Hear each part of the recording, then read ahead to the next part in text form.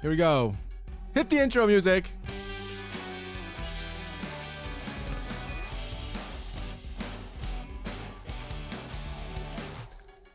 And it is week 3 of the Revolution, the fantasy football edition of the Ruben Yanez Fantasy Football League. And like every week, music provided by Studio Pete, instrumentals on Spotify. Make sure you get it. It is available now. You'll be listening to it all season. Make sure you get it. Get them as hits, and if you pay, we're all good. All right, here we go. Starting off with the week 3 review. Scores. ED, take us away. Oh man, had to, huh? Had to. Well, it's not looking good for Dayman. Obviously, as you can see, as the Flying Graysons demolished Dayman 139-101. Starting out with an 0-3 start, 2-1 for the Flying Graysons. The most points scored by, on my team was the defense, and that's terrible. Lamar Jackson had himself another Sunday. So, I mean, what could I do? What could I do? What could you? Sometimes that's just what happens. But don't forget, 1 year ago, from the basement, you rose. So, that's right. Never give up. Never surrender. That's Another right. 0-3 that unfortunately went down. Can 2 cuts, 96, Reservoir Dogs, 104, and hey, did we not call it? We said here on the grade episode, and we said, hey, say whatever you want. Reservoir Dogs, 3-0. That's right. 3-0. It's you know what this is like? This is like going into some magical kingdom and finding a water rise, and that's the opposite of a waterfall. We're just, hey, the water is just going up, and there's no you can't even explain why. Yeah. And that's what we got going on here.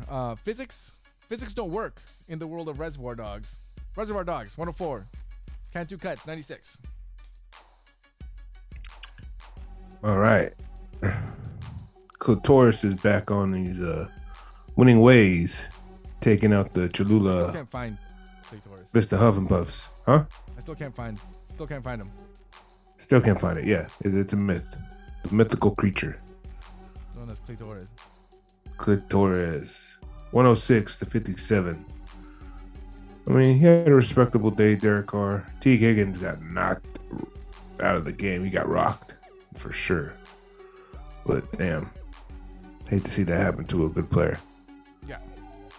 Hey, it's just one of those weeks. Huff and Puffs, you'll bounce back. Heck yeah. They will. And, speaking of bouncing back, the San Diego for the Pollos went ahead and bounced all over the Shabooms. And mind you, this was actually the closest game. This just got away right at the end. And Monday night, Saquon Barkley just put it away. Just absolutely. For the Pollos, 147. Shabooms, 95. And, hey, you did what you could. That's right. Amon-Ra St. Brown, beast. Patrick Mahomes. Hey, was that the game where they didn't make it in time? Or I forget. But the Chiefs got stunned. Yeah. Matt Ryan came back and threw a game-winning touchdown. Yeah. Oh, my God. Right. Anyway, like I said, 147, 95. Super Bowls are going to be back. I don't think it's a given, man. Yeah. It's a given. Not too many 2Ls in a row, but let's go. That's right.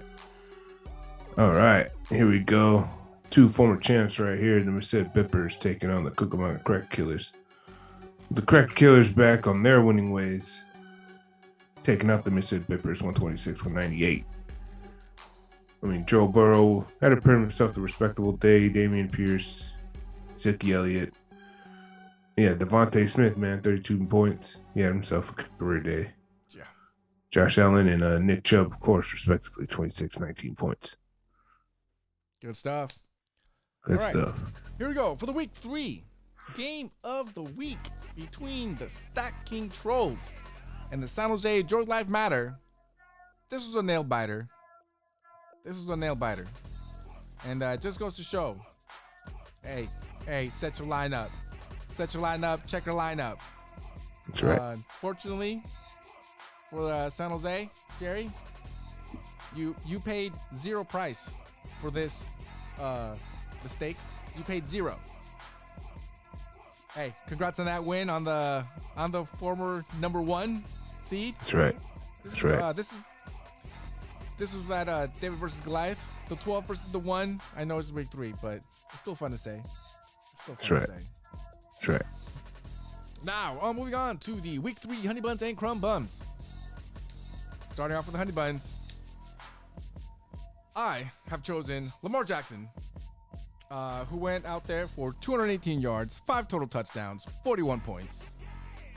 We slightly talked about it earlier, but just contract year, he's gonna do this all year. Yeah, we'll see if he can do it for all year. 18 games, man, that's a long time.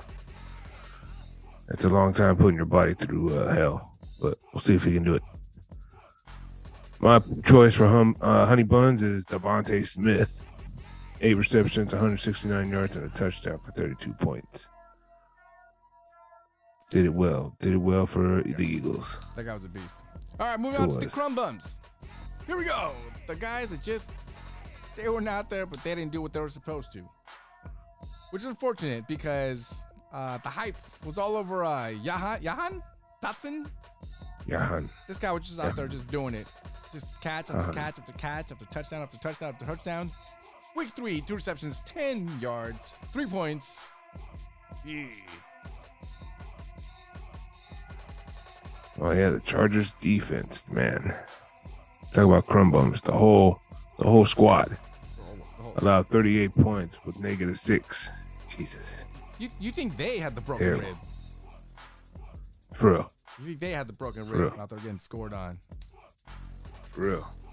Allowing all kinds of points. And you know who didn't score all over anybody? These dudes, because they had all their points all over the bench.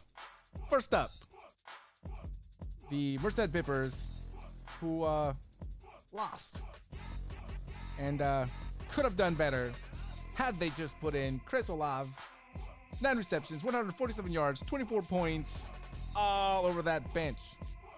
Tone. Oh man, Cordell Patterson, 141 yards and a touchdown, 24 points. That could have helped the Shabooms a lot. So much. But it didn't. It helped the bench. Yeah. You know what? Let me tell you from experience of running Cordell Patterson 1 year ago. If you bench him, he's gonna do that.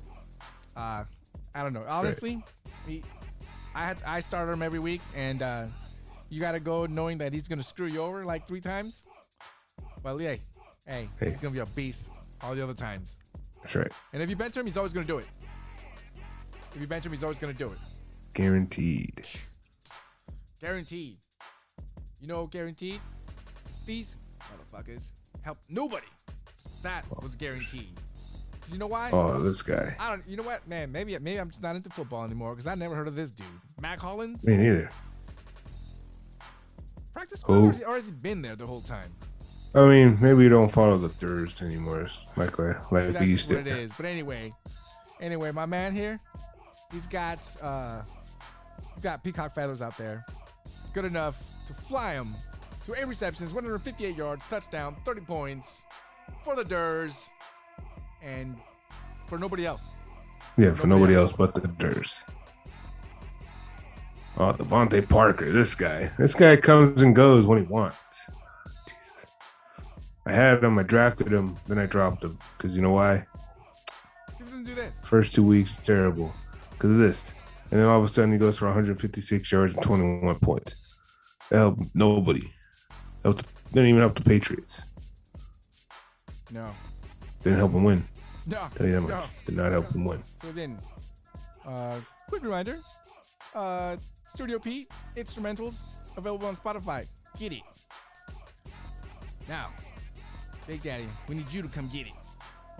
We're going to play a quick version of Does Big Daddy Know?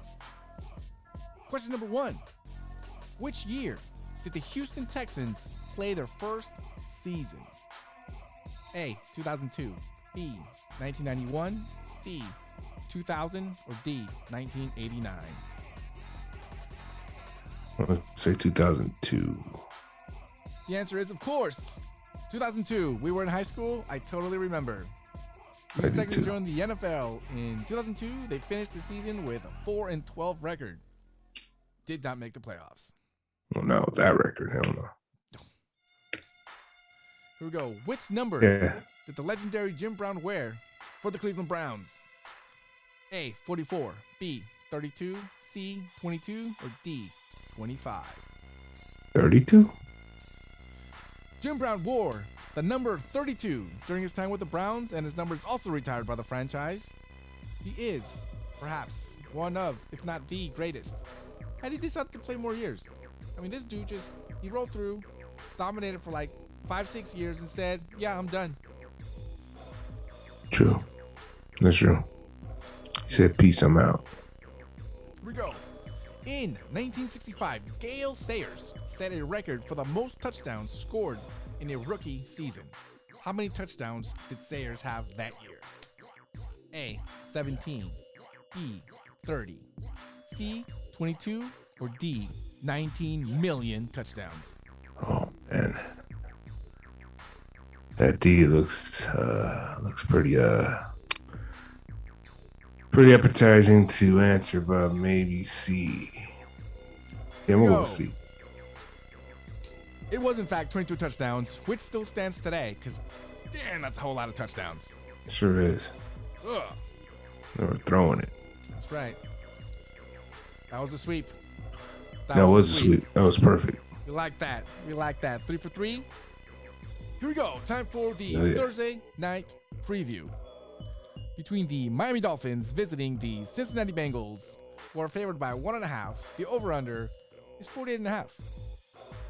I mean, I guess they think it's going to be a close game, and they think it's going to be high scoring. How scoring will it be? Joe Burrow at home, probably very high scoring. True. Miami Dolphins have been high scoring, but Tagovailoa, is he for real? Yeah, I think he is. There's no concussion. You heard his head. And then he was a little wobbly. Sure did, but they're saying no concussion. He's not concussion. He was just weak in the knees.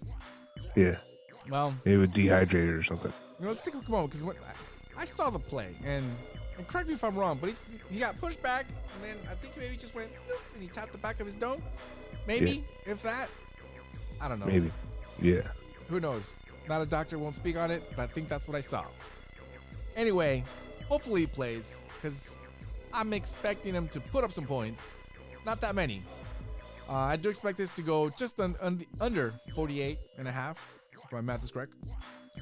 Anyway, Cincinnati 28, Miami 17. I think Miami will be able to score, and hopefully they'll score to Waddle. But Cincinnati, I just see 4 touchdowns coming. BD, what you got? Oh, man, I got Miami winning 30-24. I got this going over. Got it going over?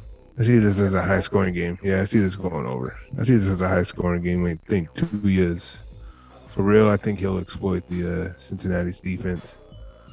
And since Miami's defense will give Joe Burrow some headaches, because, again, he's the most sacked quarterback in the NFL this season already.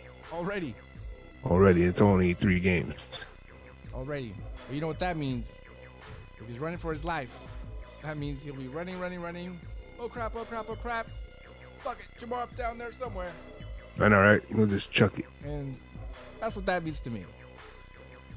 If he survives. If he survives long enough. But there you have it. Those are the scores for Thursday night preview, and that is the Week 3 review of the 2022 season. Not 21.